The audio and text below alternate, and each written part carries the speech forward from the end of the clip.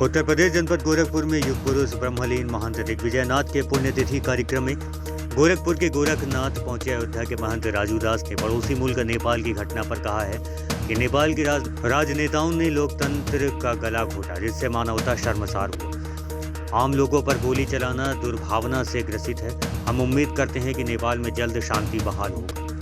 उन्होंने नेपाल को जल्द से जल्द हिंदू राष्ट्र घोषित किए जाने की मांग की है। उन्होंने कहा है कि अब नेपाल में सनातन धर्म अपनाते हुए जल्द से जल्द हिंदू राष्ट्र की घोषणा कर देना चाहिए। हिंदू राष्ट्र घोषित होने के बाद नेपाल में हमेशा शांति बहाल रहेगी। वहीं एक सवाल के जवाब में महंत राजू दास ने कहा है कि भारत मोदी के हाथों में सुरक्षित है, यहाँ लोकतंत्र बहाल है, आम जनता यहाँ खुशहाल है। मित्रों, आज उत्तर प्रदेश के प्रथम मुख्यमंत्री पंडित गोविंद वल्लभ पंत जी की पावन जयंती है।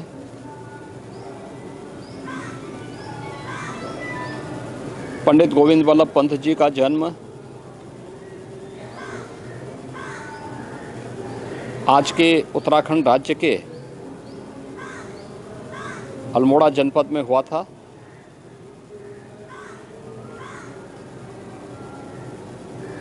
देश की आज़ादी के आंदोलन में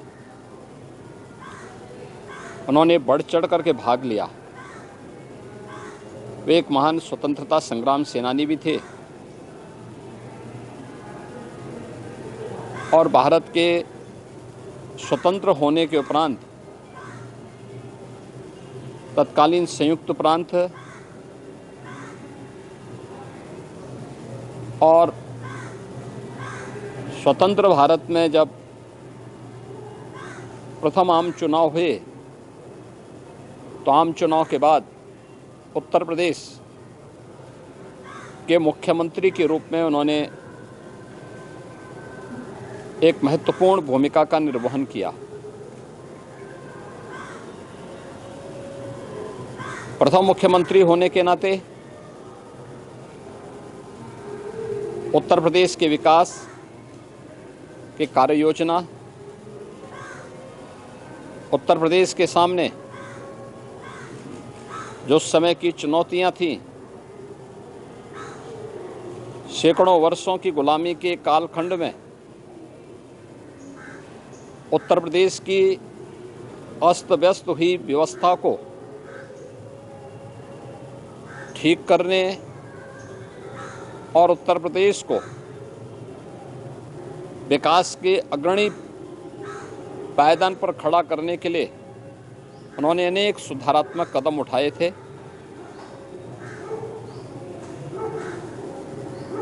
उत्तर प्रदेश में मुख्यमंत्री के रूप में कार्य करने के उपरांत 1954 में उन्हें भारत के गृह मंत्री के रूप में भारत की सेवा करने का अवसर प्राप्त हुआ। देश के गृह मंत्री के रूप में भी पंडित गोविंद वल्लभ पंत जी ने राजभाषा सूत्र के साथ ही लौह पुरुष सरदार वल्लभ भाई पटेल जी के द्वारा भारत की एकता, भारत की अखंडता के लिए जो प्रयास प्रारंभ किए गए थे, उन्हें बड़े प्रभावी ढंग से आगे बढ़ाने का कार्य किया। ऐसे भारत माता के सपूत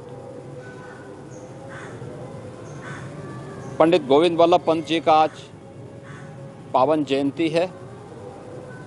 इस अवसर पर उत्तर प्रदेश सरकार और उत्तर प्रदेश के 25 करोड़ जनता जनार्दन की ओर से मैं पंडित गोविंद वल्लभ पंत जी के पावन स्मृतियों को नमन करते हुए अपनी विनम्र श्रद्धांजलि अर्पित करता हूँ।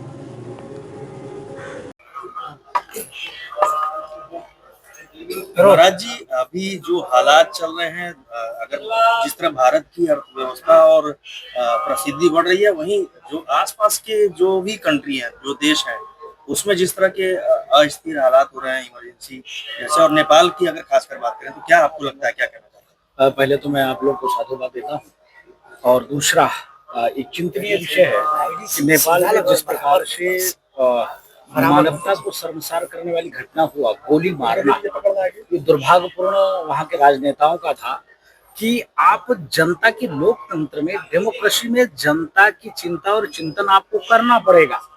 आप उसकी चिंता और चिंतन नहीं करेंगे तो क्या मतलब है? डेमोक्रेसी, लोकतांत्रिक व्यवस्था, क्या क्या मतलब है? सांसद और विधायक लोकतंत्र की व्यवस्था। इसके नाते जो नेपाल की हालत है बहुत गंभीर है, लेकिन हम अपेक्षा करते हैं कि वहाँ की सुधार हो।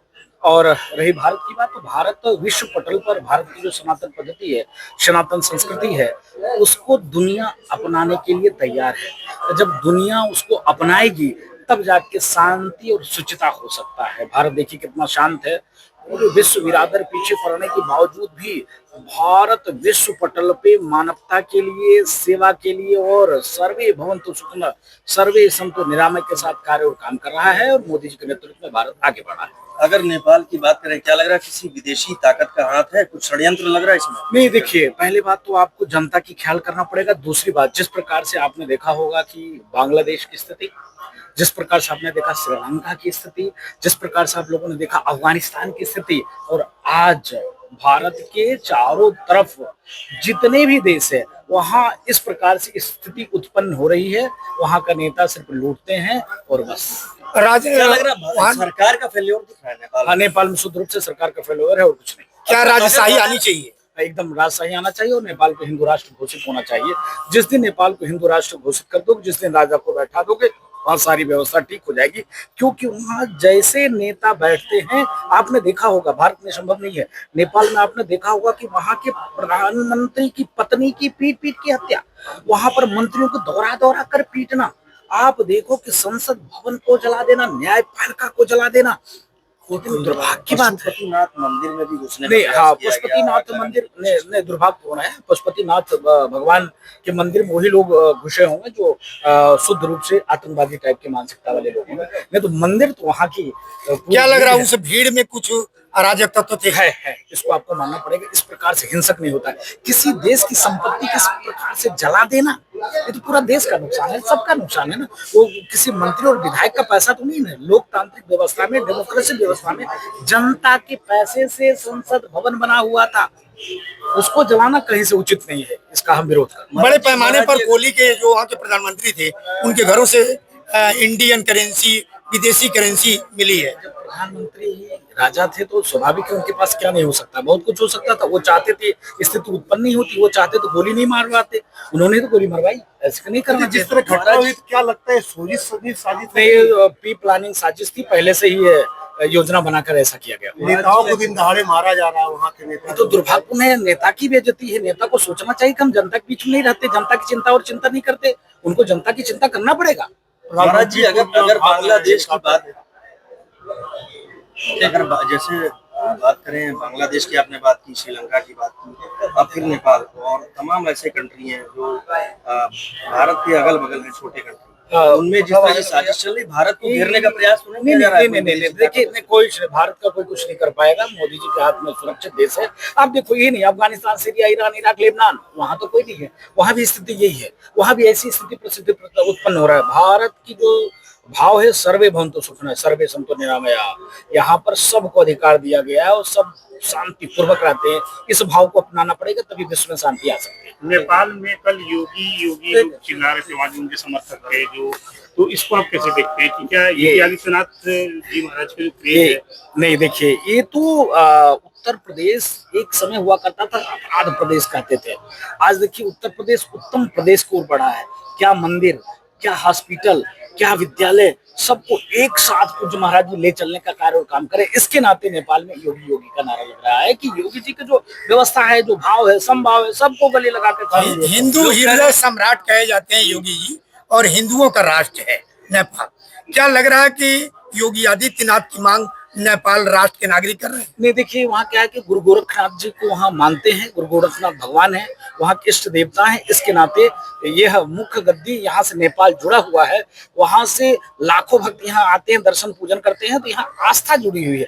आस्था के वशीभूत होकर लोग योगी योगी कर रहे हैं, और वो दिन दूर नहीं। फिर मैं कहते हैं कि चोट पे खाता हूँ, वो दिन दूर नहीं जिस दिन पूज्य योगी आदित्यनाथ जी महाराज देश के प्रधानमंत्री होंगे, पूरा विश्व योगी योगी चिल्लाएगा। कल कुछ नारा भी लग रहा था कि मोदी जैसा प्रधानमंत्री चाहिए वहाँ नेपाल की अगर बात करें। इसलिए क्योंकि जो मोदी जी और योगी जी का जो जोड़ी है, जिस प्रकार से कार्य काम कर रहे हैं, वो तो भविष्य सबके लिए चिंता और चिंतन करना, दुश्मन को भी गले लगाना, उसको भी बगल बैठाना, उसको भी वही सम्मान से स्वागत करना, इसके नाते योगी जी का और मोदी जी का नाम है। जो हिंसक घटना, इससे किसको लाभ मिलेगा? नहीं, इससे तो मैं दुर्भाग्यपूर्ण कहता हूँ। हिंसक, देखिए लोकतांत्रिक व्यवस्था में हम लोकतांत्रिक व्यवस्था से हम विरोध करें ना, हम अपने मंदिर को तोड़ दें, हम अपने हॉस्पिटल को तोड़ दें, हम अपने संसद भवन को तोड़ दें, ये नहीं चलेगा।